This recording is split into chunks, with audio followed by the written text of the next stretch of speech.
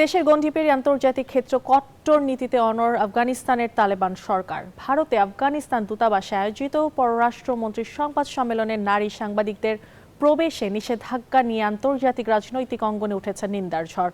এ পদক্ষেপকে তালেবানের নারী অধিকার বিরোধী নীতির আরেকটি স্পষ্ট উদাহরণ বলছে মানবাধিকার সংগঠনগুলো। আফগানিস্তানের ভেতরে নারী অধিকার ও মত প্রকাশের স্বাধীনতায় কঠোর নিয়ন্ত্রণের পর এখন আন্তর্জাতিক অঙ্গনেও সেই কট্টর নীতির বহিঃপ্রকাশ ঘটাচ্ছে তালেবান সরকার। সেই মনোভাবের আরেকটি দৃষ্টান্ত দেখা গেল ভারতের রাজধানী নয়াদিল্লিতে।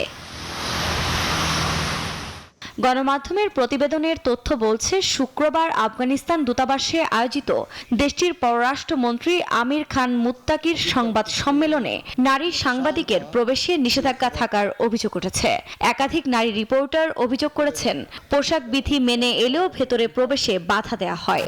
এই ঘটনার পরপরই অনেক সাংবাদিক সোশ্যাল মিডিয়ায় তাদের ক্ষোভ প্রকাশ করেন। এরই মধ্যে নিজেদের অবস্থান স্পষ্ট করেছে মোদী প্রশাসন। নয়াদিল্লির দাবি, এই সংবাদ সম্মেলনের সঙ্গে ভারত সরকারের কোনো আনুষ্ঠানিক সম্পৃক্ততা নেই। আফগানিস্তান দূতাবাস তাদের নিজস্ব উদ্যোগেই অনুষ্ঠানটির আয়োজন করে, যদিও এই ইস্যুতে কোনো মন্তব্য করেনি তালেবান সরকার। এই ঘটনাকে কেন্দ্র করে তালেবান সরকারের প্রতি বৈশ্বিক অসন্তোষ আরও বেড়েছে। এ পদক্ষেপকে তালেবানের নারী অধিকার বিরোধী নীতির আরেকটি স্পষ্ট উদাহরণ বলছে মানবাধিকার সংগঠনগুলো।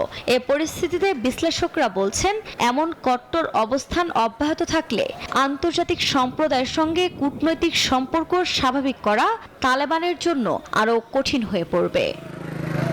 আফরিন মৌ, নিউজ 24। ওদের স্বপ্ন পূরণে পাশে থাকতে পেরে আমরা গর্বিত।